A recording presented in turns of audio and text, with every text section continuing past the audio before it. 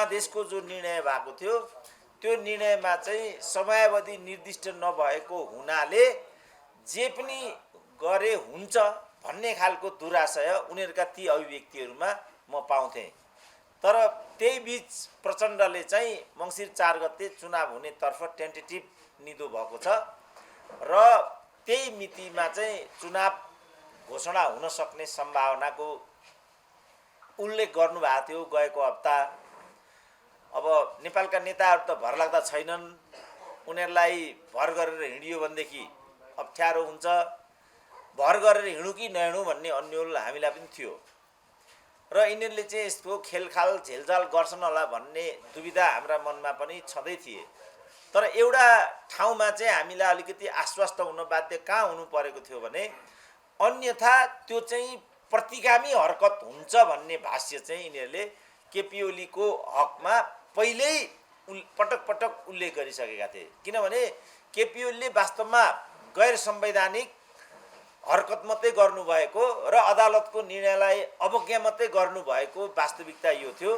तर एउटा स्यालोको हुइयाँ के निर्माण गरियो र कस्तो खालको भाष्य गरियो भने वास्तवमा केपी ओली भनेका प्रतिगामी हुन् र उनले गरेका सबै हरकतहरू प्रतिगमनसँग सम्बन्धित छन् र त्यतिमा मात्रै उनी रोकिँदैनन्। भविष्यमा गएर उनले संघीयता पनि सिद्ध्याउँछन्, नेपाललाई हिन्दू राज्य घोषणा पनि गर्छन् र जति पनि गणतन्त्रात्मक प्राप्तिहरू छन् ती प्राप्तिहरूलाई सिद्ध्याउँछन्। अघोषित रूपमा चित्रबहादुर केसीको त पछिल्लोचोटि मैले रिमार्कै के देखेको थिएँ भने अघोषित रूपमा केपी ओलीको चाहिँ राजासँग साँठगाँठ छ। यो हिसाबले नेपालमा राजतन्त्रको पुनर्स्थापना पनि हुन्छ, संघीयता जान्छ, गणतन्त्र जान्छ र समानुपातिक लगायतका जति पनि अहिलेका प्राप्तिहरू छन् त्यसमा धर्मनिरपेक्षताको कुरा पनि पर्यो। ती जम्मै चाहिँ केपी ओलीले खान्छन् र यो नै अहिलेको केन्द्रीय समस्या हो भन्ने खालको भाष्य चाहिँ नेपालको राजनीतिमा छोडिएको थियो। हामीले देख्दाखेरि नेपालमा वास्तव प्रतिगमन भन्ने वस्तु गरेको चाहिँ शेरबहादुरले हो। शेरबहादुरले त्यति बेर विधिवत रूपमा मध्यावधिको लागि अर्थात् संसद विघटनको लागि राजा ज्ञानेन्द्रमा खालि बिन्ती मात्रै चढाएको होइन, सिफारिस मात्रै गरेको होइन, त्यो सिफारिसमा कस्तो बेहोरा पार्ने भन्ने लिखत पनि दरबार आफैलाई छोडिदिएको भन्ने पछिल्ला सूत्रहरूले चाहिँ उल्लेख गरेका छन्। त्यसपछि अब राजा ज्ञानेन्द्र पनि कम बाठा थिएनन्, त्यो चिज अदालतमा पठाइयो। अदालतले समेत पनि हाउस विघटन गर्नु उपयुक्त भन्ने राय दिइसकेपछि वास्तवमा हाउस विघटनको कुरा भएको थियो र त्यो नै नेपालमा त्यो बेलाको संवैधानिक व्यवस्था नै धरापमा पर्ने कारण बनेको थियो। यसरी वास्तव नेपालमा प्रतिगामी राजनीतिको बिम्ब भनेको चाहिँ शेरबहादुर हो। तर उनीहरूले एउटा यस्तो खालको भाष्य खडा गरिदिए कि त्यो चाहिँ केपी ओली हो र केपी ओली भन्दा अर्को कोही पनि नेपालमा प्रतिगामी होइन।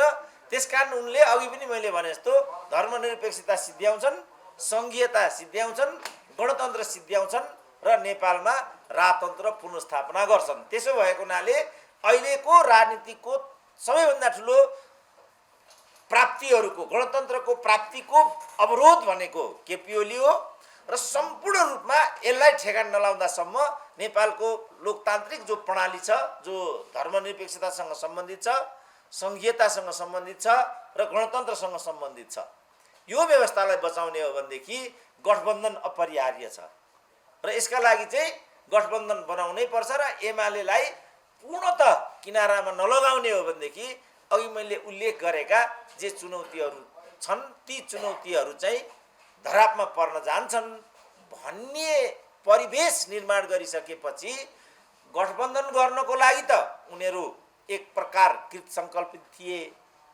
सँगसँगै जो संवैधानिक व्यवस्था छ, चाहे त्यो आवधिक निर्वाचनको होला, स्थानीय निकायको निर्वाचनको कुराहरू होला र अरू कुराहरू होलान्, ती कुनै पनि कुरामा चाहिँ दाहिने देब्रे किन्तु परन्तु नगरिकन उनीहरू संविधानले निर्दिष्ट गरेको बाटोमा हिँड्नको लागि विवश भएको हुनाले उनीहरू समयमै निर्वाचनमा जालान् कि भन्ने कुरामा लगभग हामीहरू अपेक्षित थियौँ तर अहिले पनि मान्छेहरूको मनमा के छ भने अनेक किसिमको बिङ्गा खडा गरेर वा निर्वाचन सार्ने हरकतहरू फेरि भइदिन्छन् कि भुइँचालो आइदिन्छ कि पहिरो लडिदिन्छ कि अरू दुर्घटनाहरू भइदिन्छन् कि केही पनि निदो छैन नि यहाँ त एउटा एउटा बाहना टेक्यो अनि आफूले जे गर्नुपर्ने छ त्यही कुरा चाहिँ गरिहाल्यो। जस्तो अहिले प्रधान न्यायाधीशको कुरा छ, अहिलेकै संविधानले पनि परिकल्पना गरेको अदालत, व्यवस्थापिका र कार्यपालिका यो तीनटालाई एक ठाउँमा राखेर सन्तुलन र नियन्त्रणको सिद्धान्तलाई मध्यनजरमा राखेर यी तीनटा इकाइहरूको चाहिँ परिकल्पना गरिएको थियो। तर अहिले अनुकूलको अदालत नहुने हो भनेदेखि आज एउटा मुद्दा पर्छ, भोलि अदालतले बदर गरिदिन्छ, पर्सि अर्काको पदोन्नति हुन्छ, निकोर्सी बदर गरिदिन्छ भन्ने हिसाबले उनीहरूले योजनाबद्ध चोलेन्द्र शमशेरलाई त्यहाँ लगेर थचारिदिए। कस्तो प्रणाली होला? देशको सर्वोच्च अदालतको प्रधान न्यायाधीशलाई एउटा कुनामा लगेर फालेर अनि कुनै अर्को मान्छेलाई कार्यवाहक बनाएर मनपर्दी निर्णय गर्दै अगाडि हिँड्ने। त्यसकारण मैले के भनेको भने नेपालमा वास्तव प्रतिगामी प्रवृत्ति भनेको चाहिँ यी मानिसहरूसँग छ। यसको सम्पूर्ण दोष चाहिँ एउटा निरीह मान्छेको टाउकोमा लगेर हालियो र अघि पनि भनियो कि प्रतिगमन सबभन्दा ठुलो खतरा हो। प्रतिगमनको बिम्ब भनेको चाहिँ केपी ओली हो। त्यसकारण एमाले भन्नेलाई किनारा नलगाइकन अघि मैले भनेका नेपालका राजनीतिक व्यवस्थासँग जोडिएका अन्तर्वस्तुहरू अघि पनि उल्लेख गरियो, संहिताको कुरा भयो, धर्मनिरपेक्षताको कुरा गरियो, गणतन्त्रको कुरा गरियो। यो तीनटा कुरा बचाउने हो भनेदेखि यो नगरिकन उपाय छैन। त्यसकारण गठबन्धन अपरिहार्य छ।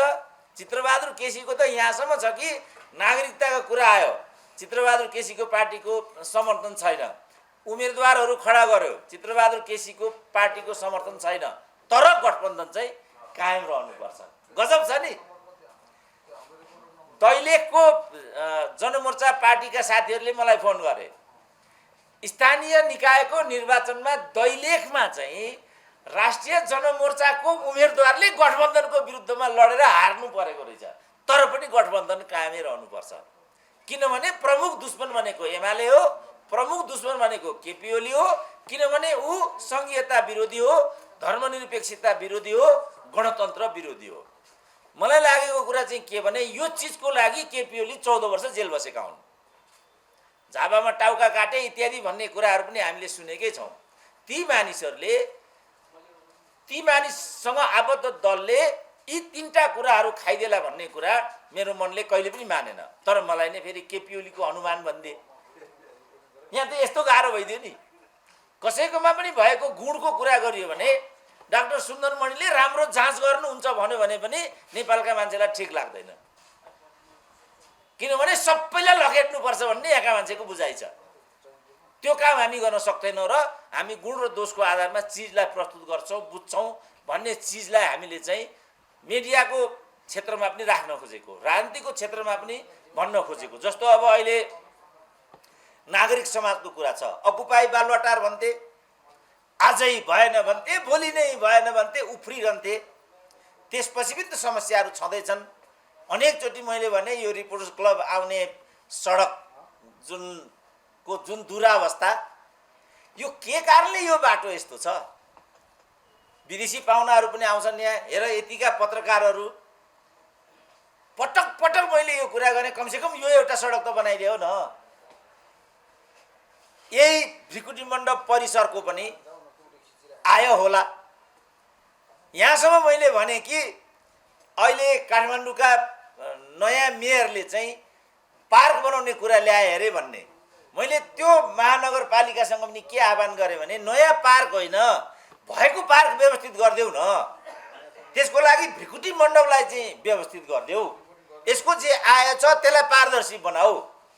कमसेकम यो एउटा सडक व्यवस्थित गरिदियो। जुन किसिमका टहराहरू हेर्दैखेरि काठमाडौँको मुटुमा यो खालका टहरा र यस्तो खालको अव्यवस्थित सडक व्यवस्था लिएर हिँड्ने र त्यस पार्कलाई चाहिँ व्यवस्थित गर्न नसक्ने अनि कुनै अर्को पार्कको प्रस्तावना लिएर आउने, यो के धन्दा हो भन्ने कुरा पनि मैले डराएँ। किनभने अब अहिलेको त स्वतन्त्रको पक्षमा जुन किसिमको एउटा माहौल देखिएको छ त्यो विषयमा कुरा उठाउनु पनि फेरि अर्को प्रतिगमन हुन्छ होला। फेरि यहाँ त ओहो, स्वतन्त्र उम्मेदवारलाई प्रश्न उठाउने भन्ने होला। फेरि यहाँ त यस्तो हुँदो रहेछ कि एकै रातमा 5 लाख चाहिँ सब्सक्राइबरहरू चाहिँ सब्सक्राइब हुँदा रहेछन् फेरि यहाँ त एकै रातमा।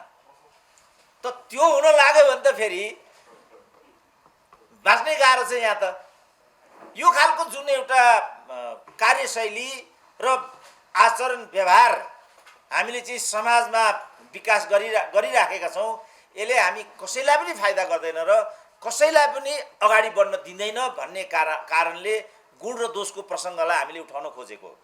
कसैले पनि भनिएकै के छ भनेदेखि शत्रुले पनि राम्रो काम गरेको छ भने सराहना गर्नुपर्छ, गुरुले पनि गल्ती गरेको छ भने भनिदिनुपर्छ। यो गुरु हो, अब भइगयो, गुरुले गरेको कुरा किन भनेर आँखा चिम्लिने कुरा छैन। कहिलेकाहीँ आफैबाट पनि गल्ती हुन्छ, आफैबाट पनि गल्ती भयो भने त्यो कुरा चाहिँ कबुल गर्नुपर्छ, अनि मात्रै अगाडि जान सकिन्छ। र वास्तवमा सच्चा लोकतन्त्र भनेको पनि त्यही हो। लोकतन्त्रमा 3टा कुरा हुन्छन् भन्ने कुरालाई सधैँभरि जोड दिइयो। योग्यता क्रम, जवाफदेहिता, पारदर्शिता। माइनस यो 3टा कुरा त्यो लोकतन्त्र हुँदैन। जस्तो करको दायरा हेरफेर सम्बन्धमा जे अर्थ मन्त्रालयमा बवन्डर गरियो, त्यो त्यो त्यो कहाँ त्रुटि थियो, के त्रुटि थियो, के भएको हो त्यसमा? लास्टमा गएर चाहिँ मिडियाको टाउकामा हालिदिएको छ त्यो कुरा, किनभने मिडिया ट्रायलबाट त्यो कुरा अगाडि ल्याइएको थियो भन्ने छ। अब मिडियाका साथीहरूले पनि भनिदिनु पर्यो कि वास्तवमा मिडियाले त्यो ट्रायल गरेको थियो कि त्यो एउटा माओवादीको विरुद्ध साजिस मात्रै थियो, के कुरा थियो त्यो? पारदर्शिताको अभावमा त्यस्तो कुरा हुन्छ। यदि त्यो पारदर्शी हुन्थ्यो भने त्यहाँ तथ्यहरू बाहिर हुन्थे र ती तथ्यको आधारमा सत्य खोजिन्थ्यो। यहाँ चाहिँ सत्यको आधारमा भन्दा पनि आग्रहको आधारमा सत्यको खोजी गर्ने अभ्यास छ। आग्रहको आधारमा सत्य खोज्न थालियो भने त कहिले पनि सही निष्कर्षमा पुग्न सकिँदैन। सत्यको खोजी भनेको तथ्यको आधारमा हुनुपर्छ। तथ्यले जे कुरा भन्छ त्यस कुरालाई हामीले चाहिँ समात्नुपर्छ, ताकि भोलि त्यस खालका त्रुटिहरू हामीबाट नहुन्। अब अहिले जे अर्थ मन्त्रालयमा करको दायरा सम्बन्धमा भएको थियो, कसले के भएको हो त त्यहाँ? वास्तवमा त्यहाँ अनधिकृत मान्छेको प्रवेश भएको हो कि होइन? अनधिकृत मान्छेको त्यहाँ प्रवेश भएको हो भने त्यसमा सचिवको कति जिम्मेवारी हुने हो, सम्बन्धित विभागको कति जिम्मेवारी हुने हो, मन्त्रीको कति जिम्मेवारी हुने हो, फुटेजको हार्ड डिस्क र सफ्ट डिस्कको के स्थिति हो, त्यसलाई डिलिट गर्न पाइने हो कि होइन? डिलिट गरेको वा नगरेको भए पनि प्रमुख प्रतिपक्ष लगायतकाले उठाएको प्रश्नमा जवाब दिनुपर्छ भने के छ, दिइँदैन भन्दै जो हिँड्ने शैली मन्त्रीको तर्फबाट हामीले सुन्यौँ, त्यस्तो पाइने हो कि होइन? जसले गर्दा फेरि भोलि यी गल्तीहरू त होला नि, कुनै अर्को अर्थमन्त्री होला त्यहाँ, र आजको एमालेको ठाउँमा माओवादी पुग्ला अथवा काङ्ग्रेस पुग्ला, यस्तै घटना त्यहाँ होला। त्यस्तो बेलामा हामीले कस्तो अभ्यास छोडेका छौँ भन्ने सम्बन्धमा इतिहास कहाँ साँच्ची उभिन्छ त? त्यस कारणले पनि सत्यमा हामीले उभिनुपर्छ, जुन चाहिँ पारदर्शी हुनु पर्यो, जवाफदेही हुनु पर्यो र प्रामाणिक हुनु पर्यो। त्यो नै वास्तव लोकतन्त्र हुन्छ भन्ने कुरा हामीले यो सन्दर्भमा बुझेको। र निर्वाचनको हकमा कस्तो प्रकार यी सब कुराहरू निर्वाचनमा कस्ता खालका विषयवस्तु बन्लान् र यसलाई आम मतदाताले कसरी हेर्लान् भन्ने कुरा यहाँ आकर्षित हुने देखिन्छ। जस्तो सङ्घीयताको कुरा छ, अहिले सङ्घीयताको जो 3 लेयर छ, जुन 3 तहको संरचना छ, केन्द्र छ, प्रदेश छ र तल स्थानीय तह छ। अहिले बजेटको सबै हिस्सा यही चिजमा खर्च भएको भन्ने छ डाक्टर साहब। गएको वर्ष एउटा कर्णाली प्रदेशको मात्रै हो क्यारे, त्यसमा चाहिँ भ्रमण र बैठक भत्तामा मात्रै 94 करोड गएछ एउटा प्रदेशमा। एउटा मन्त्रीलाई जान्नु पर्यो भने वार्षिक 1 करोड खर्च हुँदो रहेछ। संसारमा 350 भन्दा बढी भिआइपी कुनै पनि मुलुकमा हुने व्यवस्था रहेनछ, चाहे त्यो रसिया होस्, चाइना होस्, अमेरिका होस्, फ्रान्स होस्, जापान होस्, भारत होस्, कुनै पनि होस्। तर नेपाल मात्रै यस्तो देश हो जसका भिआइपीहरूको सङ्ख्या 4800 छ। मलाई चाहिँ संसारभरिका भिआइपीहरू एक ठाउँमा अनि नेपालका भिआइपीहरू एक ठाउँमा राख्दाखेरि नेपालकै भिआइपीहरू बढ्ता होला। ती भिआइपीहरूको खर्च पनि कम भयो भन्नेमा फेरि यहाँ बहस गर्छन्। फलस्वरूप महँगा भिआइपीको 4800 अलग भयो। यता संसदका प्रतिनिधि मतलब सांसद, प्रदेशका सांसद, प्रदेशको योजना आयोग, प्रदेशको लोकसेवा र सचिवालयहरू गर्दाखेरि कमसे कम 1100 अत्यन्त महँगा पदाधिकारीहरू हामीले पाल्नु पर्दो रहेछ। र भर्खरै एउटा लेख मैले पढेँ, अस्तिको दिन मात्रै त्यो लेख मैले पढेको, पञ्चायतको अन्तिम आर्थिक वर्ष 2046-47 सालमा बजेट विनियोजन गर्दाखेरि विकास बजेटतर्फ चाहिँ 67% बजेट चाहिँ विनियोजित हुने यो अभ्यास रहेछ। 2046-47 सालको आर्थिक वर्षमा विकासतर्फ चाहिँ 67% बजेट चाहिँ विनियोजन हुँदो रहेछ। अहिले 69-70 मा विकासतर्फको बजेट विनियोजन हुने खुद खर्च भनेको चाहिँ 20% मात्रै। अब 20% बाट पनि कति चुहाट हुन्छ होला, कति कमिसनमा जान्छ होला, तपाईहरु त्यो हिसाब गर्नुहोस्। काठमाडौँको सडक हेर्नुहोस्, डोजरे विकासमा कति जान्छ होला, असारे विकासमा कति जान्छ होला। 11 महिना 31% बजेट खर्च हुन्छ, 1 महिना असारमा चाहिँ बाँकी रहेको 40% खर्च हुन्छ। अहिलेसम्मको तथ्याङ्कले के देखायो भनेदेखि पुँजीगत तर्फ चाहिँ बढीमा 72 होइन भने यो चोटि 57% चाहिँ खर्च भइराखेको छ। त्यो पनि आधी चाहिँ असारे विकास। तपाईँ देखिरहनुहुन्छ असारको यी घप खन्यो, पिच गरेँ भन्यो, अलकत्र लाएँ भन्यो। अलकत्रको चाहिँ मित्रता सबैभन्दा दुश्मनी चाहिँ पानीसँग हुँदो रहेछ। यिनीहरूले चाहिँ जहिले पनि पिच गर्नुपर्ने असारमै। यो चाहिँ मैले काठमाडौँ आएदेखि देखेको, यो पञ्चायतका पालादेखिको यो दुष्प्रवृत्ति हो। फलस्वरूप हाम्रो सम्पूर्ण खर्च यो अघि मैले भनेको महँगो संरचनामा बजेटबाटै हेऱ्यो भने पनि 60% चाहिँ त्यहाँ खर्च हुन्छ। 60%, बाँकी रह्यो 40%। 40% मध्ये 20% वित्तीय व्यवस्थापन बन्दो रहेछ। वित्तीय व्यवस्थापन भनेको IMF, ADB इत्यादिबाट जो ऋण लिएको हुन्छ त्यो ऋण तिर्ने र ब्याज तिर्ने पैसा। 40 को 20% चाहिँ रह्यो 20%। र 20% मध्ये 20 कमिसन र चुहा, 20 मध्ये 10 कमिसन र चुहाटमा जान्छ, रह्यो 10। 10% ले कुनै पनि मैले 1000 वर्ष लाग्ने छ नेपालको विकास हुनको लागि भनेको छु। 1000 वर्ष, 1000 वर्षसम्म हामीले यस्तै रहनु पर्ने देखियो। यो व्यवस्थालाई चुनावको एजेन्डा बनाउन सम्भव हुन्छ कि हुँदैन? यदि गम्भीर हुने हो भने हावादारी कुरा गर्ने, एक थरीलाई प्रशंसा गर्ने, एक थरीलाई गिराउने हो भने त ऋषि धमलालाई नै आलोचना गरे पनि भयो, प्रशंसा गरे पनि भयो। हाम्रो दिनेश त्रिपाठीजी आउनुभयो, उहाँलाई नै ठट्टाए पनि भयो। किनभने केपी ओलीको पालामा त अकुपाई बालवटारको नेता उहाँ नै हुनुहुन्थ्यो। आजभोलि किन त्यो अकुपाई हुँदैन? अचम्म छ नि त।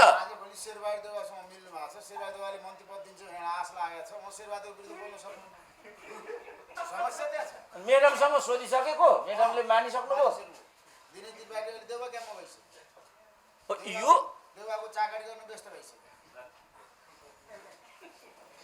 यो खालको जुन एउटा प्रवृत्ति हामीले विकास गर्यौं, हामी गम्भीर विषयमा आएनौँ कि भन्ने लागिराखेको छ मलाई। यो विषयलाई चाहिँ जस्तो म 3 लेयरको कुरा गर्दै थिएँ, 3 लेयरको कुरा गर्दाखेरि मेरो विचारमा चाहिँ बीचको जुन लेयर छ, हाम्रो जुन यो प्रादेशिक संरचनाको जुन लेयर छ, यसलाई इमिडिएट स्थगन गरिदिए पनि हुन्छ। मैले देख्दा यो के हो? यो जसका पाए तसका चाहिँ अब ड्यास ड्यास नाम नलिऊ, तिनलाई चाहिँ मन्त्री भन्दै ढोक्दै हिँड्नु पर्ने के यस्तो लाचारी हो हाम्रो? यो के दासत्व हो यस्तो? जो पाए अहिले त घरै पछि मन्त्री, झ्यालै पछि मन्त्री भन्ने छ। अहिले एउटा मान्छे आयो म कहाँ बिहानै, तल एकजना मान्छे आएको छ, भेट्छु भन्छ भन्ने कुरा। म पनि बुर्जुवा भइसकेँ, जो पाए त्यसलाई किन भेट्ने भन्ने मलाई पनि लागिसक्यो। हुँदैन भने मैले समय लिएको छ कि छैन, हुँदैन भने मैले होइन, एउटा पोकै लिएर आएको छु भन्छ भन्ने कुरा हो। अब पोको भन्नेपछि त अलिक लोभ लाग्ने भयो हामीलाई। पठा त के पोको रहेछ भने त यत्रो एउटा पोको, के को पोको लिएर आयो भने त्यो किताबको पोको रहेछ। त्यो किताब जस्तो तपाईँहरूले देख्नु भएको छ, कतिले देख्नु पनि भयो होला। यो जुन योजना आयोग छ, यो योजना आयोगले सबैभन्दा सुन्दर चाहिँ पुस्तक प्रकाशन यस्तो छाप्छ। 14औं योजना भन्यो, फलानो भन्यो, आवधिक मूल्याङ्कन भन्यो, यस्तो भन्यो।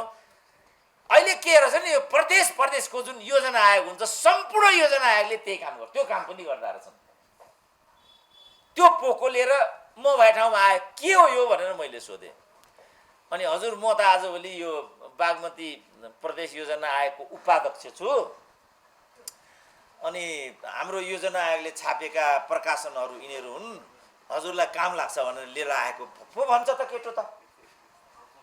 मैले निकाल्न निष्कर्ष खोजेको निष्कर्ष के हो भने स्टेसनरीमा, फर्निचरमा, पदाधिकारीहरूमा, सचिवालयमा सम्पूर्ण हाम्रो खर्च त्यसैमा गइगयो। अब मन्त्रीको कुरा त भइहाल्यो। जस्तो यिनीहरूले एउटा टेन्टेटिभ अन्डरस्ट्यान्डिङ के बनाएको थियो भने 7वटा प्रदेशमा 49 भन्दा बढी मन्त्री नबनाउने भन्ने थियो। पार्टी तोड्दै फोड्दै यसलाई बनायो, सोल्टीलाई बनायो, गर्लफ्रेन्डलाई बनायो, ज्वाइँलाई बनायो, सम्झीलाई बनायो, बाहिरबाट आएको मान्छेलाई बनाउने भन्ने कुरा भयो। अहिले 79 जति पुगिसक्यो। त्यसमा हाम्रो घाँस काटेर हामीलाई अप्ठ्यारो र अभावमा छोडेर, अनि यो कस्तो खालको प्रणाली हामीले बेहोर्नु पर्ने, किन बेहोर्नु पर्ने, यसलाई पनि एजेन्डामा लान सक्छौँ। र यी चिज तल लगेर जनताले के भन्छन् त, एकातिर हामीलाई सङ्घीयता नभई भएको छैन भन्ने छ, अर्कातिर सङ्घीयताले हामीलाई यस्तो किसिमको दलदलमा फसाइदिएको छ। हामीले कि सङ्घीयताको बाटो अगाडि जानु पर्यो, फलस्वरूप अविकास र गरिबीको दुष्चक्रलाई हामीले भारीको यी एजेन्डाहरू तल लैजाँदा जनताले यसमा के भन्छन् त। धर्मको कुरा पनि छ। जस्तो हामी 82% चाहिँ हिन्दू धर्मावलम्बी भन्ने छ। हामी कसरी धर्मनिरपेक्ष भन्ने कुरा पनि छ मान्छेको मनमा। यो ओमकार परिवार गर्दाखेरि 95% जनसङ्ख्या चाहिँ त्यस्तो हुन्छ भन्ने छ। हामीले लोकतन्त्रलाई आत्मसात गरेका छौँ। राजनीतिक लोकतन्त्रको ग्यारेन्टी हुन्छ भने धार्मिक लोकतन्त्रको ग्यारेन्टी हुन्छ कि हुँदैन, हुनुपर्छ कि पर्दैन। के हो लोकतन्त्र भनेको? खालि अभिव्यक्ति र दल खोल्ने स्वतन्त्रता मात्रै हो। हामीले खानु पर्दैन, लाउनु पर्दैन, भाइ छोराले रोजगारी पाउनु पर्दैन, दिदीबहिनीले बजारबाट जानुबाट कसरी रोक्न, प्रसुति गृहसम्म बनाउन सक्दैन यिनीहरू, भ्रिकुटी मण्डपको एउटा सडकसम्म व्यवस्थापन गर्न सक्दैन। के कारणले यस्तो भएको त? यी एजेन्डाहरू युवाहरूको बिचमा तल लैजाँदाखेरि मनासिब एउटा प्रतिक्रिया तलबाट आउँछ कि, र यी चिजलाई भन्न सक्ने प्रतिनिधिहरू छनौट गर्ने कि नगर्ने भन्ने अहिलेको निर्वाचनको विषयवस्तु हुनुपर्छ होला भने जस्तो मलाई लाग्छ। ऋषि धमलाजी बाहिर आएर उभिसकेपछि त यो तरवारको नोक हो भन्ने सम्झिनु पर्यो। त्यसकारण मैले अब रोक्नुपर्छ होला। अब सबैले प्रतिबन्धित गरेको सुरेन्द्र केसीलाई ऋषि धमला र रिपोर्टर्स क्लबले चाहिँ बेला बेला यसो अनुहार देखाउने मौका दिन्छ। पत्रकार साथीहरूसँग साक्षात्कार नभएको धेरै भयो। ममाथि पनि आरोप छ, कतिलाई दिन्छ कतिलाई दिँदैन भन्ने। त्यसकारण साझेदारी व्यक्त गर्नको लागि पनि आज धेरै टाढाबाट यहाँसम्म म आएको छु। यो मौका भयो डाक्टर साहब। अब एमालेको खिलाफको बारेमा त मैले अघि भनि नै हालेँ। केपी ओलीले पनि पहिला भनिसकेको छ 2 दल भए राम्रो हुन्छ भनेर। 2 दलीय प्रणालीमा मैले देख्दाखेरि पनि 2 दलीय प्रणाली गलत होइन। संरचनाको दृष्टिकोणले र झन्झटको दृष्टिकोणले, किनभने जस्तो अहिले अमेरिकामा के कुरा आइरहेछ भनेदेखि 2 दलले सबै अमेरिकीहरूलाई समेटेन कि, त्यसकारण तेस्रो दलको बारेमा सोच्नुपर्छ कि भन्ने कुरा अमेरिकामा गएको हप्ताबाट चाहिँ डिबेट सुरु भएको छ। युकेमा चाहिँ 10 वर्ष 20 वर्ष अगाडि नै यो बहस अगाडि लिएर आइयो, तर तेस्रो दल त्यहाँ सम्भव भएन। अब हामी नेपालमा के गर्ने भन्नेमा हामी छौँ। अमेरिकाको अनुभव गर्ने भने अमेरिकीहरूको भनाइ के भने 2 थरी मान्छेलाई मात्रै डेमोक्रेटिक र रिपब्लिकन पार्टीले स्पेस दियो, बाँकी जो मान्छेहरू उपेक्षित भए ती मानिसहरूको लागि तेस्रो दल चाहियो भन्ने कुरा आयो। त्यो कुरा मैले देख्दा नेपालमा पनि मिल्छ। जस्तो गोर्खापत्रकै तपाईँले कुरा गर्नुभयो, गोर्खापत्रमा पनि त सत्ताधारी दलले निर्दिष्ट गरेको बाहेक अरूको त लेख छापिँदैन, अरूको समाचार आउँदैन। पत्र पत्रिका जति छन् बाहिरको मान्छेलाई त उनीहरूले स्पेसै दिँदैनन्। हामीलाई त कुनै अर्को पत्रिका चाहियो होला नि त, कुनै अर्को टिभी चाहियो होला नि त। अहिले पो युट्युबले हामीलाई पनि एक्सेस दियो। ऋषि धमला सधैँभरि त रहनुहुन्न होला, उहाँ पनि सांसद हुने भन्ने कुरा छ, उहाँ पनि सूचना मन्त्री हुने होला। अब यहाँ कुन जौडे आइपुग्छ हामीलाई त फेरि प्रतिबन्धित नै गर्ने होला। त्यो हिसाबले अनेक विकल्पहरू त अपेक्षितै छन्। यो बाध्यताले पनि विकल्पको सम्भावना र ढोकाहरू खुलिराखेका हुन्छन्। जहाँसम्म गोर्खापत्रमा त्यो कुरा आएको भन्ने कुरा छ, उनीहरू चाहिँ एकसूत्री रूपमा एमालेको विरुद्धमा चाहिँ लक्षित देखेछन्। लोकतन्त्रमा कुनै पनि दललाई निश्चित गर्नु चाहिँ आफैमा उचित होइन भन्ने नि लाग्छ मलाई चाहिँ। राम्रो नराम्रो गल्ती सही के गरेको छ त्यसलाई निरूपण गर्ने त जनताले नै हो नि त लोकतन्त्रमा। परमादेशको देशी आधारमा सरकार बनाउने बिगार्ने कुरा चाहिँ होइन भन्ने लाग्छ। जस्तो अब हाम्रो दिनेश त्रिपाठीजीहरू नै यत्रो अमेरिकाबाट पढेर आएको लयर, उहाँले नै त्यत्रो सङ्घर्ष र लडाइँ गरेर परमादेशी ठिक हो भन्ने खालको चाहिँ सन्देश दिन खोज्नुभयो। मैले देख्दाखेरि त्यो सही थिएन। केपी ओली स्वेच्छाचारी थिए, निरङ्कुश थिए र उनले हाउस विघटन गर्नु 2टा गल्ती थियो। एउटा संविधान विपरीत थियो, अर्को अदालतको अवज्ञा थियो। त्यो दुईटै कुरालाई विषय बनाएर केपी ओलीलाई केन्द्रीय कारागारमा मानहानिमा लगेर कोष दिएको भए त केपी ओली नामको कहर त हामीले सदाकाल बोकिरहनु पर्ने थिएन नि। अब त अर्को 10 वर्ष केपी ओलीको कहर हामीले बोकिरहनु पर्ने भएको हुनाले म केपी ओलीको हनुमान होइन कि उहाँहरू केपी ओलीको हनुमान हो भन्ने मेरो बुझाइ चाहिँ त्यो भयो। किनभने लोकतान्त्रिक व्यवस्थामा त न्यायालयले प्रधान न्यायाधीश बनाउने नै होइन नि। यो गलत हो, यो प्रकारले अवज्ञा गर्नु अनुचित भएको हुनाले तुरुन्त प्रक्रिया पुरा गरिकन नयाँ प्रधानमन्त्री छनौट गर्ने दशातर्फ चाहिँ अदालतले फैसला गरेको छ भन्नुपर्नेमा परमादेश ठोकिदियो। परमादेश ठोकिदिने बित्तिकै राष्ट्रपतिको सान्दर्भिकता देखिहाल्नुपर्छ तपाईँ कुन हालत भयो। प्रधान न्यायाधीश त्यहाँ चाहिँ उत्तानो टाङ लाएर बसिराखेका छन्। अब के यस्तो पनि हुन्छ विधिको शासन? त्यसकारण यो तरिकाबाट शासन गर्ने जुन अहिले सोच आइराखेको छ त्यो मैले देख्दा आपत्तिजनक छ। यी चिजहरू पनि विषयवस्तु बन्नुपर्छ निर्वाचनमा र हामीले उचित प्रतिनिधि छान्नेतर्फ सोच्नुपर्छ। यो हाई टाइम हो कुहिएको फोहोर र नकुहिएको फोहोर छुट्याउने बेला यही हो भन्ने कुरा जुन सोसियल मिडियामा हामीहरू देख्छौँ। हामी सबैले कुहिएको फोहोरलाई किनारा लगाऊँ र अर्को बाँकी रहेको फोहोरलाई पनि प्रशोधनद्वारा इन्धन बनाउने बाटोमा गएर निर्वाचनलाई सफल पारौँ। म बिदा लिन चाहन्छु। धन्यवाद। Thank you so much doctor Surendra KC. किनभने हामीले एउटा अभियान सुरु गरेका छौँ मैले दर्शा म सबभन्दा हामी जाउँ 1000 वर्ष अगाडि। यो भूमि त पुण्य भूमि हो। यो ऋषि मुनिहरूको भूमि जहाँ सिद्धान्त विचार, जहाँ नैतिकता, जहाँ धर्म संस्कृति, यो यी सबै कुरा भएको हाम्रो नेपाल हो। र त्यो नेपालमा आज कम्प्लिट सिद्धान्तविहीन, विचारविहीन, कुनै स्वच्छताविहीन, धर्मविहीन भएको अवस्थामा यसलाई चाहिँ यसै गरेर राखेर अगाडि बढ्यो भने त यो कुहिएको अवस्थामा हामीले नेता या जो चुन्छौँ त्यो कुहिएकै निस्किन्छ। त्यसैले हामीले गर्नुपर्ने के भन्ने कुरा तपाईँलाई बताउँछु। पहिला कुरा हाम्रो दलीय व्यवस्था हो, लोकतन्त्र हो। दलीय व्यवस्था भनेपछि दलहरूले विभिन्न दल आउँछन्, आफ्नो आफ्नो विचार जनतामा राख्छन्। हाम्रो सिद्धान्त यो, हाम्रो विचार यो, हामीसँग भएको नीति निर्माण यो, हामी नेपालको लागि यो हाम्रो प्रोग्राम छ, यो हाम्रो प्लान छ, उत्पीडित जनतालाई यो गर्ने हो, मुलुकको भविष्य यो हुनेवाला छ, हाम्रो चाहिँ नि नेपाललाई संसारमा उच्च कोटि कसरी पुर्याउने कुरा यो हाम्रो चाहिँ नि प्लान छ भनेर आउने हो। हरेक पार्टीले त्यो भनेर ल्याउँदाखेरि अनि हामी जनताको अधिकार के भने हामीले अधिकार पाएको छौँ यो लोकतन्त्रमा। हामीले त्यो दलहरूलाई आफ्नो इच्छा अनुसार रोज्ने, कुन चाहिँले मेरो मेरो मेरो मुलुकलाई कुन चाहिँले फाइदा दिन सक्छ त लिङ्गदेनले एउटा ल्याउलान्, ओलीले एउटा ल्याउलान्, प्रचण्डले एउटा ल्याउलान्, देउवाल एउटा ल्याउलान्। त्यो हुनुपर्ने थियो। तर आज हाम्रा दलका यी सो कल्ड गठबन्धन, यो गठबन्धन भनेको नेपालको अभिशाप हो। अभिशाप किन भनेदेखि हाम्रो यस्तो यो धार्मिक मुलुक जहाँ हाम्रो जनताको अधिकारको मात्र हामी कुरा गर्छौँ, त्यहाँ जनताको भएको एउटा लोकतन्त्र अधिकार, दल चुन्न पाउने अधिकार, त्यो हनन भयो, बिल्कुलै हनन भयो। यो खिचडी सिद्धान्त लिएर जनतामा गएर चाहिँ हामीले कसलाई भोट दिने, माओवादीलाई दिया हुन्छ कि कङ्ग्रेसलाई दिया हुन्छ? कहीँ माओवादी र बिपीको सिद्धान्त कहीँ मिल्छ मलाई भन्नुहोस् त? त्यो मिल्ने गरेर अगाडि आएका छन्। यो कुन नाकमुखले गठबन्धनले यसो गरिराखेका छन् र यिनले भन्छ हामी नेपाललाई अगाडि बढाउँछौँ। कसरी अगाडि बढाउँछौँ? हामी त एक्लै त जित्न सक्दैन भने यिनीहरूको त नि लाचारीपन छ, यिनीहरूको त लाछीपन छ। हामी एक्लै जित्न सक्दैनौँ। प्रचण्ड भन्छन् देउवा नभइकन म जित्न सक्दिनँ। अब प्रचण्ड भन्छन् देउवाले मलाई जिताउनुपर्छ र हामी सेकेन्ड पार्टी बन्नै पर्छ। त्यो बनाएर भनेदेखि कङ्ग्रेस चाहिँ राम्रो हुने छैन, तर म सेकेन्ड पार्टी भए पनि प्रधानमन्त्री मै हुनुपर्छ। यस्तो खालको गैर जिम्मेवारीपन, यस्तो गैर सिद्धान्तवादी भएपछि कसरी चल्छ भन्नुहोस् त? हाम्रो त हनन भयो, हाम्रो अधिकार हनन भयो। आज नेपाली जनताको लोकतन्त्रमा जनताको केही पनि कुरा हनन हुनु हुँदैन, हाम्रो अधिकार हनन हुनु हुँदैन। आज हनन हुनतर्फ गइरहेको छ। किनभने गठबन्धन बनाएर अगाडि के को लागि? यिनको क्षणिक फाइदाको लागि, यिनी क्षणिक प्रधानमन्त्री बन्नुको लागि, नेपालको लुट मचाउनुको लागि यिनीहरूले हामीलाई चाहिँ नि हाम्रो अधिकारबाट हामीलाई वञ्चित गर्न खोजे।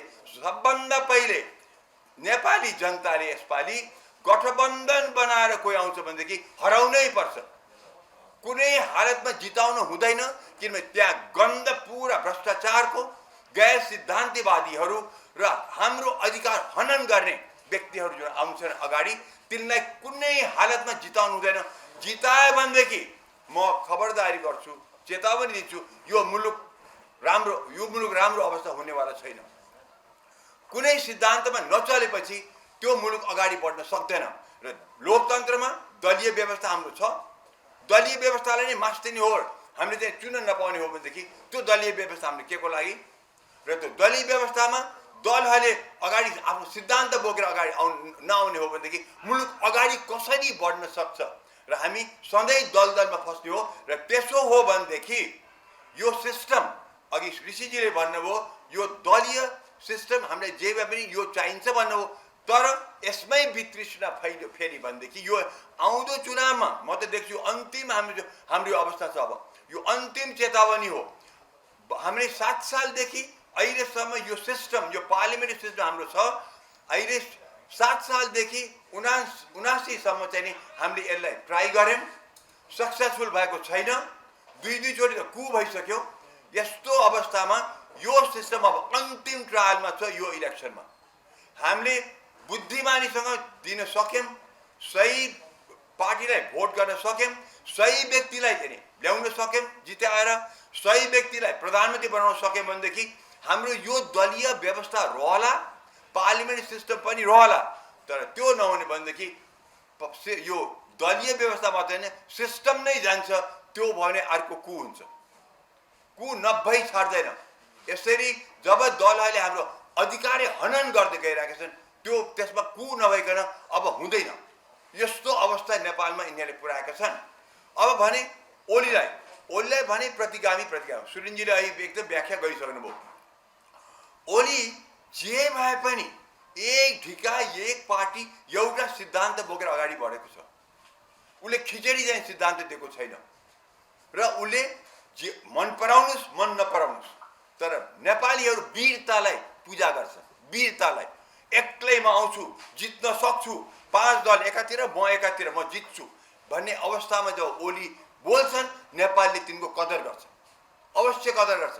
किनभने नेपालीहरू पावरका पनि पुजारी हुन्, नेपालीहरू शक्तिका पनि पुजारी हुन्।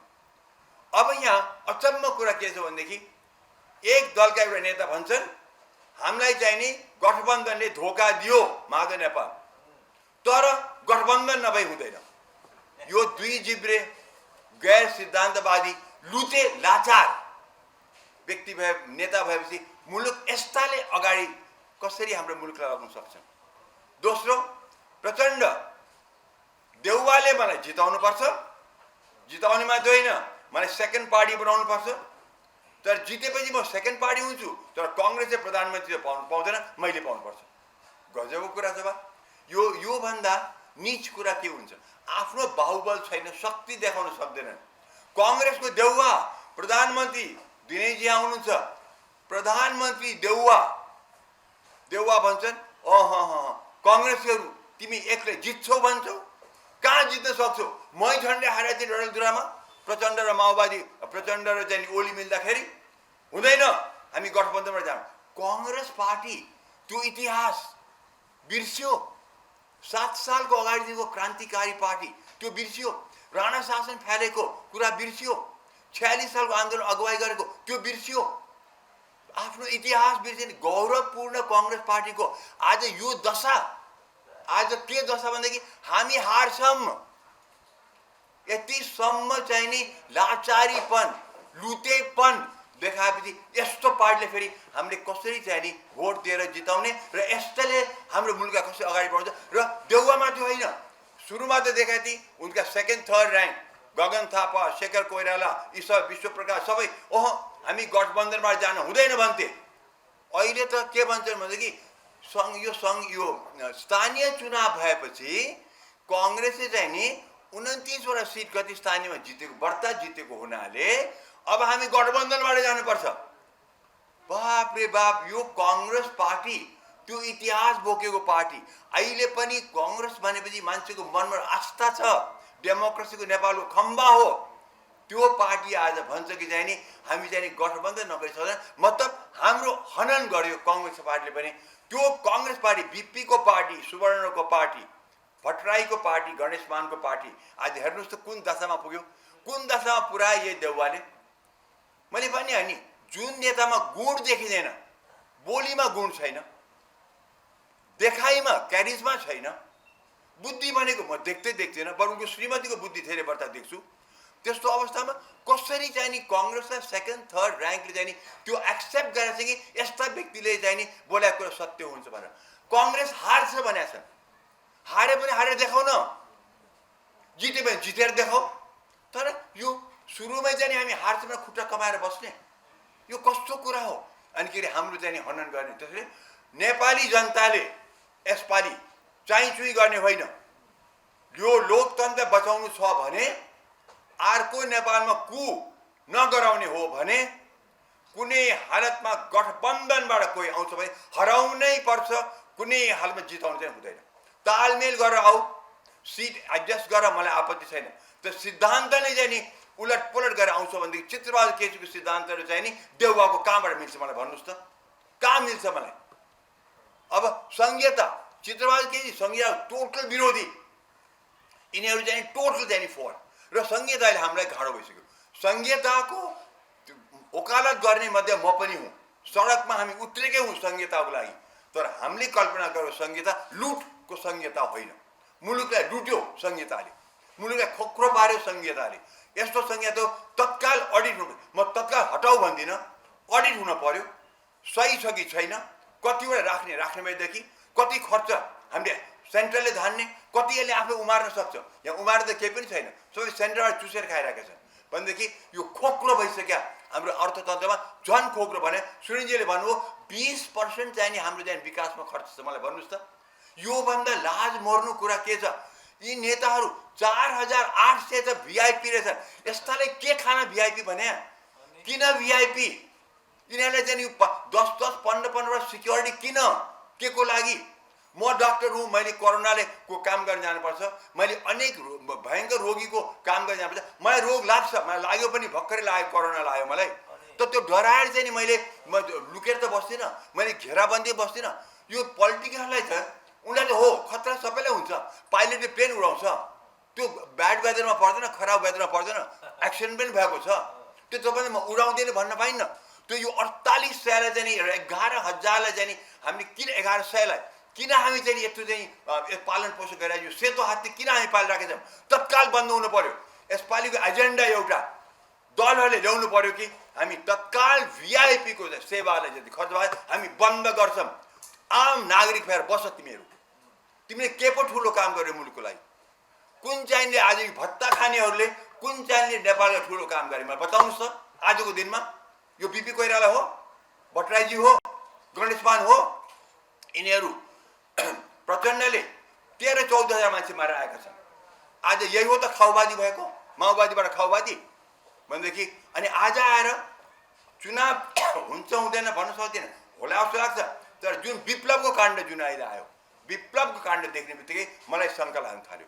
कतै चाहिँ नि विप्लवको काण्डबाट चाहिँ नि यो चुनाव बिथल्न त खोज्या होइन, नत्र पनि चुप लाएर बस्दा। ओलीले त्यति प्रयास गरेर विप्लवलाई ओभरग्राउन्ड ल्याए, सीके रावतलाई ओभरग्राउन्ड ल्याए, त्यत्रो प्रयास गरेर ल्याएको। आज यो सरकारले तत्काल त्यो सबै खत्तम पारेर चाहिँ फेरि विप्लवले चाहिँ धकेल्न खोज्या हो जङ्गलतिर, त्यो भयो भने त फेरि चुनाव बिथल्न्छ। यो गर्न खोज्या हो त? यो कस्तो कुराको कस्तो नीति हो यो? सुप्रिम कोर्ट चिफ जस्टिस सुनिलजीले कुरा गर्नुभयो, उनले थन्काइदिएको छ। 1 वर्ष यो सरकार आएको, 1 वर्ष किन यसले केही गरेन? किन केही अगाडि बढाएन? किन अहिले अचानक किन बढायो त? यो चुनावी मुद्दा बनाएको सोझे कुरा छ। अब के भने हामीले त महाअभियोग लाउनु खोज्या, त ओलीले मानेन, उसले चार्ज गर्न लाग्यो, सोझे कुरा छ। यो चुनावी हो, नत्र भने 1 वर्ष किन चुप लागेर बस्छ भने? यस्तो यस्तो घिनलाग्दो राजनीति आज, र त्यसमा साथ दिने दललाई पो म भन्छु यी कस्ता कस्ता नेता हामीले पाएछौँ।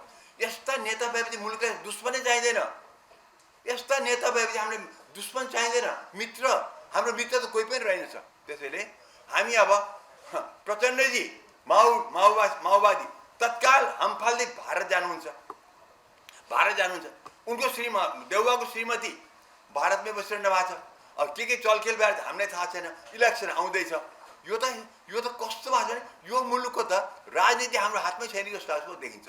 त्यसैले अब जनताले बुझुन् मुलुक बचाउने हो कि होइन, लोकतन्त्र मात्रै होइन, पार्लिमेन्ट सिस्टम मात्रै होइन, मुलुक बचाउने हो कि होइन, यस्ता सेता हात्ती हामीले पाल्ने हो कि होइन, हाम्रो मुलुक खोक्रो बनाउने हो कि होइन बुझुन्, अनि मात्रै भोट दिउन्। ऋषि तपाईँलाई भन्नुभयो ठिक हो, यसपालि भ्रष्टाचार अभियान जो चलाएको छ बिल्कुलै ठिक छ। भ्रष्टहरूलाई चाहिँ नि बोयकट नै गर्नुपर्छ। तिनलाई फुलमाला लगाउने होइन, जुत्ताको माला लगाउनुपर्छ। मञ्चमा उनलाई स्वागत गर्ने होइन, तलै राख्नुपर्छ तिनीहरूलाई। र चाहिँ नि यहाँ त चलन के छ भने जति भ्रष्टाचारीलाई, जति स्वेच्छाचारीलाई, जति बलात्कारीलाई पनि हामी चाहिँ मञ्चमा ल्याएर चाहिँ फुलमाला लगाएर चाहिँ वाह वाह गराउँछ। त्यो प्रवृत्ति हामी नेपालीमा जुन छ त्यो पनि हामीले चाहिँ नि हामीले अब रोक्नुपर्छ। मुलुक बचाउने हो भने रोक्नुपर्छ। यो ऋषि मुनिहरूको भूमि हो, यो धर्म संस्कृतिको मुलुक हो, बुद्ध भगवानको मुलुक हो, याज्ञवल्क्यको मुलुक हो, जनकको भूमि हो, सीताको भूमि हो, किरातेश्वरको भूमि हो, फल्गुनानन्दको भूमि हो। यहाँ कता कता ऋषिमुनिहरू भए यसको भूमि हामीहरू हौँ। यसका सन्तति हामी जुन छौँ, हामीले आज यसरी यो मुलुकलाई, यस्तो विशाल सुन्दर मुलुक छ यो, यस्तो हिमाल जहाँबाट हिन्दू बुद्धिस्ट ओमकार संस्कृति नै संसारभरि फैलिएको छ, त्यस्तो मुलुकलाई आज यस्तो खत्तम पार्ने अवस्थामा पर्ने यस्ता नेताहरूलाई अब भोट दिन हुँदैन। कुरा त्यही हो। धन्यवाद। Thank you.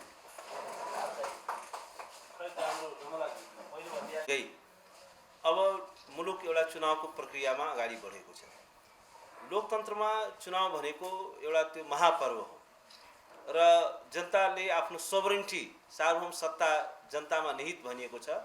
त्यो सार्वभौम सत्ता एउटा एक्सर्साइज गर्ने, त्यसलाई अभ्यास गर्ने दिन हो। तर एउटा कुरा हामीले के बुझ्नु जरुरी छ भने लोकतन्त्रले सधैँ राम्रो मान्छे, निर्वाचनले सधैँ राम्रो मान्छे चुनिन्छ भन्ने कुराको ग्यारेन्टी गर्दैन। किनभने हामी मतदाताहरू जो छौँ, हामीले आफ्नो विवेकको यदि सही प्रयोग गर्दैनौँ भने लोकतन्त्रले एउटा स्पेस दिएको छ, एउटा शक्ति दिएको छ, तर हामीले एउटा जिम्मेवारी पनि दिएको छ कि हामीले विवेकपूर्ण तरिकाले त्यो मताधिकारलाई प्रयोग गर्नु पर्यो। तर हामी के गरिरहेका छौँ? यस्तो पनि लोकतन्त्र हुन्छ कि 46 सालदेखि आजसम्म एउटै अनुहार हामी देखिरहेका छौँ। लोकतन्त्र भनेको त एउटा फ्लोटिङ रिभर हो, बगिरहेको नदी जस्तो हुनुपर्ने हो। त्यो नदी निरन्तर बगिरहनुपर्छ। बुद्धले भनेका थिए we can't enter same river in twice. एउटै नदीमा तपाईँ दुईचोटि प्रवेश गर्न सक्नुहुन्न। तर हामी कहाँ के देखिरहेको छौँ, एउटै मान्छे रिपिटेडली यो त्यही व्यक्ति निर्वाचित छ र उसले गर्दाखेरि उसको पर्फर्मेन्स यति पुवर छ कि उसले गर्दाखेरि आज मुलुक नै असफल हुने स्थितिमा, नेसन नै फेल हुने स्थितिमा पुर्याएका छौँ। अब यस्तो असफल राजनीतिज्ञहरूको भार चाहिँ हामीले कति दिन बोक्ने? त्यसकारण यो निर्वाचन भनेको एउटा महाअवसर पनि हो। यस्ता भिजनलेस र सुशासन दिन नसक्ने, मुलुकलाई नेसनको प्रोग्रेस चाहिँ ग्यारेन्टी गर्न नसक्ने यस्ता चाहिँ यो डेड वुडहरूलाई चाहिँ हामीले विदा गर्नुपर्दछ। जो भ्रष्ट छन् तिनीहरूलाई हामीले सबक सिकाउनुपर्छ। यो जनताको हातमा सबैभन्दा ठुलो शक्ति आएको छ। यो शक्तिलाई हामीले विवेक सम्मत तरिकाले प्रयोग गरौँ, तर्कसङ्गत तरिकाले प्रयोग गरौँ र एउटा भिजनरी लिडर्सहरू जसको ट्र्याक रेकर्ड छ, जसले राम्रो काम गर्न सक्छ, नयाँ मान्छेलाई अवसर दिउँ, युवाहरूलाई अवसर दिउँ। र त्यो यदि हामीले गर्न सकेनौँ भने र तिनै नेताहरूलाई हामीले जयकार गर्दै हिँड्यौँ भने अब त्यही कुशासनको, भ्रष्टाचारको दुष्चक्रमा हामी चाहिँ फँसिसकेका छौँ। त्यो दुष्चक्रबाट हामी कहिले पनि निस्कन सक्ने छैनौँ। र एउटा चाहिँ निर्वाचनको हामी मुखमा हुँदाखेरि निर्वाचनको घोषणा भइसकेको छ। म एउटा कुरा के भन्न चाहन्छु भने संसारमा जहाँ पनि कुनै पनि पार्लियामेन्ट्री डेमोक्रेसीमा जब इलेक्सनको घोषणा हुन्छ अनि संसद पनि तिरोहित हुन्छ, विदा हुन्छ। अब हामी कहाँ निर्वाचनको घोषणा गरिएको छ। निर्वाचनको घोषणा भएपछि सरकार चाहिँ काम चलाउ हुन्छ, केयरटेकर हुन्छ, तर संसदलाई विदा दिएको छैन। यो गम्भीर रूपमा आपत्तिजनक छ। एउटा कुरा हामीले के घोषणा गर्नुपर्छ होइन, एकदम गर्नै पर्छ। संसदलाई चाहिँ विदा गरिनुपर्छ। र किनभने किनभने यदि संसद विदा हुँदैन भने सरकार कसरी केयरटेकर हुन्छ?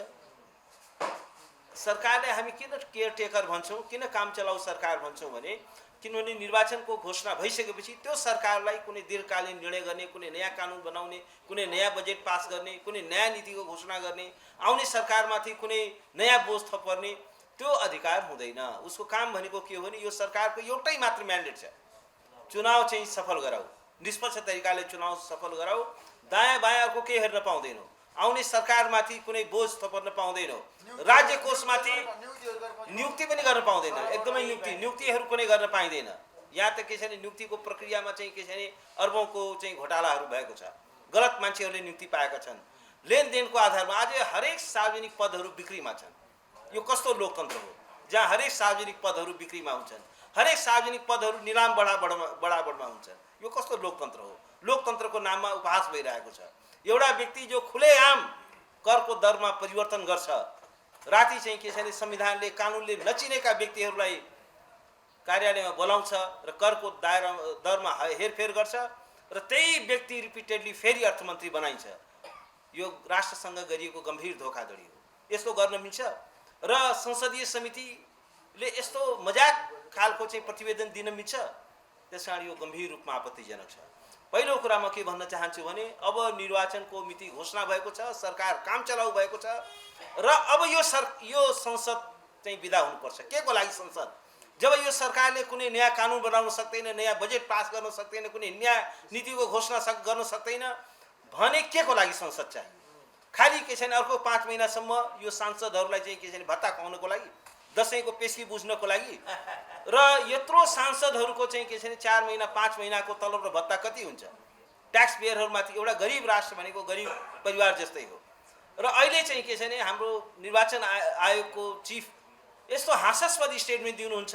उहाँ भन्नुहुन्छ कि मङ्सिर 21 गतेसम्म यो संसदको पदावधि हो। कुन चाहिँ संविधानले त्यो इजाजत दिन्छ? कहाँबाट उहाँले पढ्नु भएको हो? उहाँलाई सामान्य कुराको जानकारी छ? यस्तो व्यक्ति नेपालको चाहिँ प्रमुख निर्वाचन आयुक्त हुन्छ, योभन्दा हास्यास्पद कुरा अर्को केही हुनै सक्दैन। के आधारमा उहाँले निर्वाचन आयुक्त प्रमुख आयुक्त दिनेश थपलियाले गलत बोलिरहनु भएको? होइन, एकदमै गलत हास्यास्पद बोलिरहनु भएको छ। उहाँमा अलिकति पनि तर्क र विवेक भन्ने कुरा छैन। उहाँ चाहिँ के छैन अरूको खटन पटनमा हिँड्ने व्यक्ति हो। उहाँ चाहिँ एउटा खटन पटनको आधारमा हिजो प्रमुख आयुक्त बताउनु भयो। उहाँ चाहिँ के छैन कुनै सिद्धान्तको प्रति उहाँको कुनै निष्ठा छैन र अहिले चाहिँ उहाँले भन्नुहुन्छ संसद कायम रहन्छ। सरकार कसरी काम चलाउ हुन्छ? यदि संसद कायम रहन्छ भने सरकार कसरी काम चलाउ हुन्छ? किनभने चुनावको घोषणा भएपछि सरकारलाई काम चलाउ सरकार यसकारण भनिन्छ किनभने यो सरकारसँग अब कुनै दीर्घकालीन निर्णय लिने अब म्यान्डेट छैन, पिपुलको म्यान्डेट छैन, किनभने पार्लियामेन्ट त्यहाँ हुँदैन। त्यसकारण के छैन यस्तो हास्यास्पद काम यहाँ नेपालमा हुँदैछ। निर्वाचनको पनि घोषणा गर्ने पदै भ्याकेन्ट नभइकन कसरी चाहिँ के छैन नयाँ निर्वाचनको घोषणा हुन्छ? पहिला त पद भ्याकेन्ट हुनु पर्यो नि, अनि यी सांसद बनिरहने यी चाहिँ एक थरी व्यक्तिहरू चाहिँ नाङ्गो खुट्टाले चाहिँ युद्ध लड्ने, एक व्यक्तिहरू चाहिँ रथमा आरोहण भएर सत्ताको रथमा आरोहण भएर तलब भत्ता बुझेर स्टेटको सेक्युरिटीमा चाहिँ चुनाव प्रचार गर्ने, यस्तो पनि कहीँ लोकतन्त्र हुन्छ? लोकतन्त्र भनेको समानता हो, लेभल प्लेइङ फिल्ड हुनुपर्छ। निर्वाचनको शुद्धताको लागि, निर्वाचनको पवित्रताको लागि बराबर अवसर दिनुपर्छ। अर्को कुरा गठबन्धनको बारेमा पनि कुरा आएको छ। लोकतन्त्र भनेको के हो भने त्यसले पिपुललाई क्लियर कट चोइस दिनुपर्छ। अहिलेको यो गठबन्धन भनेको के हो? मतदातालाई एउटा क्लियर चोइस भयो त भनेपछि के हो भने सारा यो एउटा सिद्धान्तहीन एउटा चाहिँ गठबन्धन बन्दैछ। यो चाहिँ यसको पछाडि कुनै सिद्धान्त छैन। अघि पनि कुरा आयो, एउटाले चाहिँ के छैन हिजो टाउको काट्दै हिँड्ने माओवादी र टाउको कटाइ माग्ने शक्तिहरूको बिचमा चाहिँ गठबन्धन हुन सक्छ? योभन्दा सिद्धान्तहीन अवसरवादी चरम अवसरवादी गठबन्धन के हुन सक्छ? त्यसकारण के हो भने यो गठबन्धन यो सिन्डिकेट लोकतन्त्रमा सिन्डिकेट गर्न पाइँदैन। लोकतन्त्र भनेको चाहिँ के छैन जनतालाई फ्री चोइस दिनु पर्यो, फ्री ट्रेड अफ आइडियाज हुनु पर्यो, जनताले इफेक्टिभ चोइस दिनु पर्यो।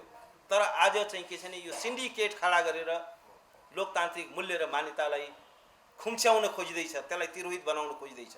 यो कुनै सिद्धान्तमा आधारित गठबन्धन होइन, कुनै तर्कमा आधारित गठबन्धन होइन। यो चरम अवसरवादी सत्ताको लागि गरिएको यो गठजोड हो। यस्तो गठजोड चाहिँ के छ भने कुनै पनि लोकतन्त्रमा स्वीकार्य योग्य हुनु हुँदैन, स्वीकारिनु हुँदैन। र अर्को कुरामा के भन्न चाहन्छु भने अहिले हामी निर्वाचनको बेलामा छौँ। अब निर्वाचन भनेको लोकतन्त्रको लागि अक्सिजन हो। It's a heart and soul of the democracy. लोकतन्त्रको मुटु र आत्मा भनेको निर्वाचन हो। निर्वाचनको माध्यमद्वारा नै सरकारले वैधता प्रदान गर्छ।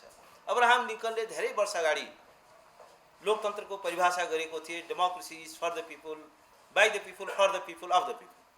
आज नेपालमा यो लोकतन्त्रको जुन अब्राहम लिङ्कनले दिएको परिभाषा थियो त्यसलाई हाम्रा नेताले के बनाइदिए?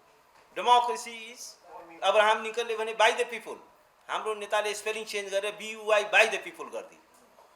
यो निर्वाचनको माध्यमद्वारा भोट किन्ने प्रणालीमा चाहिँ के छ भने यो लोकतन्त्र रूपान्तरित भएको छ। BUY बाई जनताद्वारा होइन कि जनतालाई किन्ने प्रणालीमा उहाँले रूपान्तरित गर्नुभयो। र अब चाहिँ किन्ने पनि कस्तो भएको छ भने पहिला सुटकेस बुझाउनु पर्यो नेता कहाँ, पहिला टिकट लिनु पर्यो, त्यसपछि अनि मतदातालाई पैसा बाँड्नु पर्यो, रक्सी खुवाउनु पर्यो। मनी, मसल एन्ड माफिया तीनटा एलिमेन्टले हाम्रो इलेक्सन प्रणालीलाई चाहिँ हाइजेक गरेको छ। जोसँग मनी छ, मसल छ, माफिया छ। र राजनीति भनेको सबैभन्दा ठुलो उद्योग भएको छैन। नेपालमा सबै उद्योगहरू बन्द भइसके, कुनै उद्योग चल्दैन, सबै उद्योगहरू बन्द भइसके।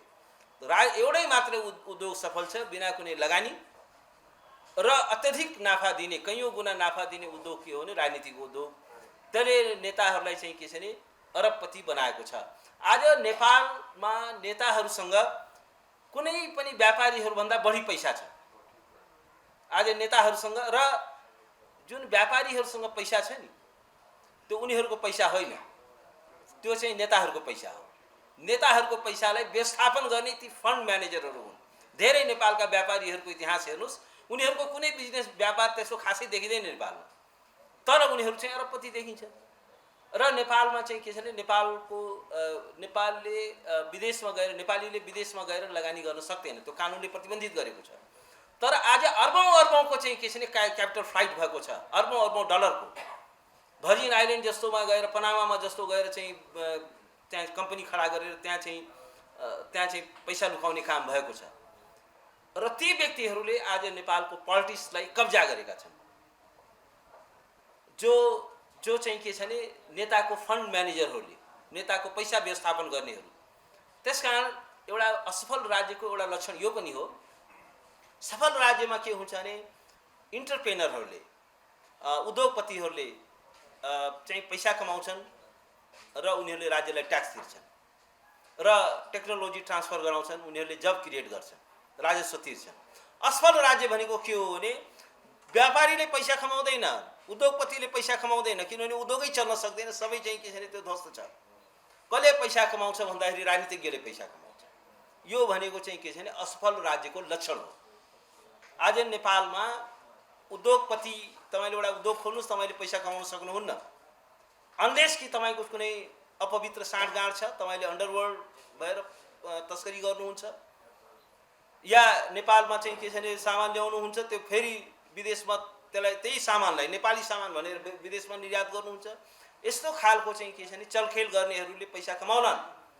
तर साँचो अर्थमा चाहिँ के छ भने नेपालमा एउटा लगानी गरेर जुन उद्योगले एउटा जब क्रिएट गर्छ, रोजगारीको सृजना गर्छ, ट्याक्स पे गर्छ, त्यस्तो चाहिँ फ्लप हुन्छ भनेपछि अब हामी असफल एउटा स्टेटमा हामी पुगिसकेका छौँ। किनभने आज हामी यो उद्योगपतिहरूको फ्लप भएका छन्, उद्योग धन्दा बन्द भएको छ र राजनीतिज्ञसँग त्योभन्दा बढी पैसा छ। र त्यही कालो धन आज चाहिँ के छ भने चुनावमा प्रयोग हुन्छ। त्यसकारण के हो भने त्यस्तो कालो धनको प्रयोग गर्नेहरूलाई अब हामीले यदि पराजित गर्न सकेनौँ भने, यदि हामीले यस्ता माफियाहरूलाई हामीले पराजित गर्न सकेनौँ भने, यदि त्यो के हुन्छ भने जनशक्तिमाथि धनशक्ति हावी हुन्छ। हामीले खोजेको जनतन्त्र हो, लोकतन्त्र हो, लोकतन्त्रमाथि धनतन्त्र हावी हुन्छ। हामीले खोजेको धनतन्त्र होइन, हामीले खोजेको दलतन्त्र पनि होइन। आज दलको नाममा चाहिँ के छ भने मुठीभर बिचाराहरू चाहिँ के छ भने वर्षौँदेखि जेलमा बसेका ती कार्यकर्ताहरूको कहीँ सुनवाई छैन। एक थरी चाहिँ नौ प्रवेशीहरूको हरेक पार्टीमा म देखिरहेको छु। अहिले पार्टीहरूको अधिवेशन भयो, कस्ता मान्छे चुनावमा जितेर आयो लोकल लेभलमा, ती मान्छेहरू जसको कुनै त्यो पार्टीको इतिहाससँग, त्यसको सङ्घर्षसँग कहीँ कुनै सम्बन्ध नभएका व्यक्तिहरू कोही चाहिँ जग्गा दलाल छन्, सबभन्दा ठुलो सङ्ख्यामा जग्गा दलाल हो, मानव बेचबिखनमा संलग्न भएका व्यक्तिहरू, लागु औषधको कारोबार गर्ने व्यक्तिहरू, अपारदर्शी ढङ्गले पैसा कमाएकाहरू। वास्तवमा के छ भने यो एउटा ट्रुथ कमिसन, नेपालमा एउटा ट्रुथ कमिसन के बनाइनु पर्यो भने 46 सालदेखि अहिलेसम्म सत्तामा आएकाहरूको सबैको सम्पत्ति जाँचबुझ गर्नु पर्यो। एउटा चाहिँ त्यो ट्रुथ कमिसनले चाहिँ के छ भने साराको कसरी चाहिँ मुलुकमा कुशासन तन्त्र जारी गरिएको छ, कसरी राष्ट्रिय सम्पत्तिको कसरी दोहन गरिएको छ, कसरी नीतिगत भ्रष्टाचार गरिएको छ। नेपाल एउटा यस्तो लोकतन्त्र हो जहाँ नीतिगत भ्रष्टाचार हुन्छ, कानुनमा पाल पारेर, कानुनमा छिद्र पारेर, गलत कानुनहरू बनाएर, अनि जुन कानुनले आफूलाई बाधा दिन्छ त्यो कानुनै संशोधन गरेर भ्रष्टाचार गरिन्छ। यो चाहिँ के छ भने स्टेटले आफै करप्सन गर्न थालेपछि अब त्यसको विकल्प हुँदैन। त्यस निम्ति के छ भने नेपालमा एउटा ट्रुथ कमिसन पनि बनाइयोस्। र नेपालमा त के छ भने यदि ट्रुथ कमिसन बन्यो, 46 सालपछि अहिलेका साराको सम्पत्ति टप ब्युरोक्राट्सहरूको, एउटा प्रहरीको तलब कति छ? एउटा प्रहरी रिटायर हुने बित्तिकै बिलियनर भएर रिटायर हुन्छ, मिलिट्रीको एउटा चिफ बिलियनर भएर रिटायर हुन्छ, एउटा मन्त्रालयको एउटा सचिव बिलियनर भएर रिटायर हुन्छ, एउटा राजनीतिज्ञ, हरेक राजनीतिज्ञ यहाँ बिलियनर छ। अनि यस्तोमा लोकतन्त्र फस्टाउन सक्छ? यस्तोमा चाहिँ जनताको अधिकार सुनिश्चित हुन सक्छ? यस्तो अवस्थामा चाहिँ नेसनले प्रोग्रेस गर्छ? यस्तो अवस्थामा त्यहाँ सुशासनको ग्यारेन्टी हुन सक्छ? त्यसकारण के छ भने स्टेट हेज बिन हाइज्याक, स्टेटलाई चाहिँ हाइजेक गरिएको छ, स्टेटको चाहिँ म्यासिभ प्राइभेटाइजेसन गरिएको छ, प्राइभेटाइजेसन स्टेट अर्गन्सहरूको। किनभने आज स्टेटले चाहिँ के छ भने एउटा स्टेट भनेको चाहिँ के छ भने सबै नागरिकको हुनुपर्ने हो नि, तर आज मुठीभर व्यक्तिहरूको पर्सनल, उनीहरूको प्राइभेट कम्पनी जस्तो, प्राइभेट लिमिटेड कम्पनी जस्तो भएको छ। आज स्टेट नै प्राइभेट लिमिटेड कम्पनी भएको छ र यी व्यक्तिहरू चाहिँ के छ भने त्यो त्यो सेठहरूले नियुक्त गरेका मुनिम जस्ता छन्, प्राइभेट लिमिटेड कम्पनी मुनिमहरू छन्। उसले चाहिँ के छ भने मन्त्रीहरू कमिसन बुझाउने एजेन्टको रूपमा छन्, सांसदहरूको चाहिँ के छ भने बिचौलियाको काम गर्नेहरू छन्।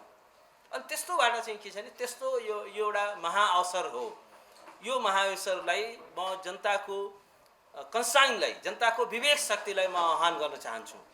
अब बल तपाईँहरूको कोर्टमा पुगेको छ। अब तपाईँहरूले चाहिँ यो this a day of judgement भन्छ नि, निर्णय गर्ने क्षण हो यो।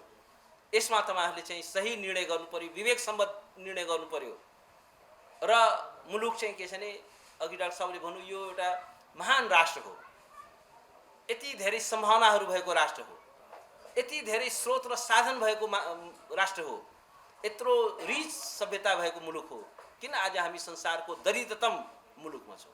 हाम्रो मुलुक चाहिँ रिच मुलुक हो, तर हाम्रो राजनीतिज्ञहरूको असक्षमताले, उनीहरूले गरेको कुशासनले, उनीहरूले गरेको भ्रष्टाचारले आज यो संसारको दरिद्रतम राष्ट्रको रूपमा यसको पहिचान गर्न गएको छ। आज नेपालको पासपोर्ट, म केही वर्ष अगाडि जापान जाँदाखेरि ओ नेपाल भनेपछि पहिला फरक लाइनमा चाहिँ बस भन्यो, भित्र लगेर धेरै बेर इन्टरभ्यू गरेँ, होइन म त अमेरिका पढेको, सारा देखाएँ, ओ यस यस यस भन्यो। अनि जाने भनेपछि यहाँबाट भिसा लिएर सारा गएको छ, तर सोधखोज गर्छ। म अस्ति स्विजरल्यान्ड जाँदाखेरि उहाँ फ्रान्समा उसले एकछिन सबैलाई जान दियो, मलाई नेपाली भनेपछि पासपोर्ट देख्ने सोधखोज गर्यो, होइन? तर नेपाली भनेपछि जहाँ पनि चाहिँ के छ भने पासपोर्ट, हाम्रो इज्जतै छैन, कुनै अन्तर्राष्ट्रिय प्रतिष्ठा छैन। यत्रो चाहिँ के छ भने जुन बेला सारा विश्व अन्धकारमा थियो, त्यो बेला नेपालमा बुद्ध जन्मिए र जसले संसारले एउटा प्रकाश दिए, एउटा उज्यालो दिए, सभ्यताको केन्द्र हो यो। जुन बेला सारा विश्व अन्धकारमा थियो, अहिंसाको, शान्तिको सन्देश दिए। अब अहिले चाहिँ हाम्रो इज्जत र प्रतिष्ठा कहाँ पुगेको छ? र बिकज अफ यो नेताहरूले गर्दाखेरि यिनीहरूको पुवर पर्फर्मेन्स रह्यो त। र हामी पनि त्यसको मतियार नबनौँ। हाम्रो बुद्धिजीवीहरूमा पनि समस्या छ। नेतालाई चाहिँ के छ भने दिनरात गाली गर्छौँ, तर नेता एयरपोर्टमा आएपछि पहिल्यै चाहिँ जय जयकार गर्न एयरपोर्टमा लाम लागेर पुगिरहेको हुन्छ।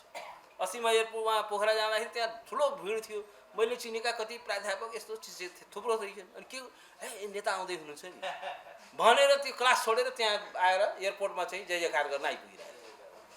किनभने हाम्रोमा समस्या छ।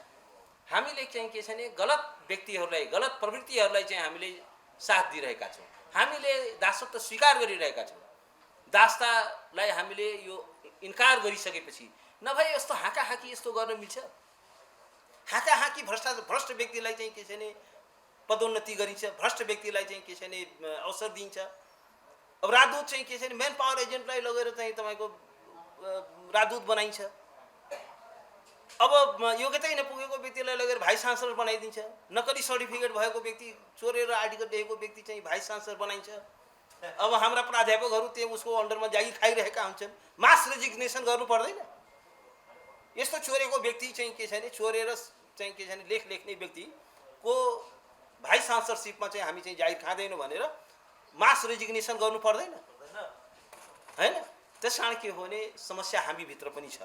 हामीले जबसम्म हामी आफूलाई दास बन्न स्वीकार गरिरहन्छौँ तबसम्म उनीहरूले हामीलाई दास बनाउनेछन्। त्यस कारण के हो भने अब यो दिस इज राइट टाइम। अब हामी यो राष्ट्रको चाहिँ चेतना अब जागृत हुनुपर्दछ। राष्ट्रको क्षमता जागृत हुनुपर्ने हुन्छ र अब मुलुक चाहिँ के छ भने पुरानो बाटोमा हिँड्न सक्दैन। अब फ्रेस स्टार्ट हुनुपर्छ। अब यदि यस्तो भयो भने लोकतन्त्र सफल हुन्छ। लोकतन्त्रको विकल्प छैन। लोकतन्त्रको विकल्प के हो भने अझ बढी लोकतन्त्र। The ills of democracy can be cure by more democracy. लोकतन्त्रका खराबीहरूलाई अझै बढी लोकतन्त्रद्वारा सच्याउन सकिन्छ। अहिले हाम्रो समस्या भनेको लोकतन्त्रको कारणले आएको होइन। यो लोकतन्त्रको नाममा मुठीभर व्यक्तिहरूले सत्ता कब्जा गरेको कारणले, कुशासनको कारणले आएको हो। दलीय प्रणालीको विकल्प छैन। दलीय प्रणालीको विकल्प एउटै हो कि दललाई अझै सशक्त बनाऊ, प्रभावकारी बनाऊ, अझै लोकतान्त्रिक बनाऊ। त्यसकारण के भने लोकतन्त्रको विकल्प लोकतन्त्र नै हो। अब आउने निर्वाचनमा चाहिँ हामीले त्यो शक्ति र त्यो क्षमताको चाहिँ हामीले परिचय दिउँ। धन्यवाद। Thank you so much Dilip ji. अब आजको कार्यक्रम यहाँ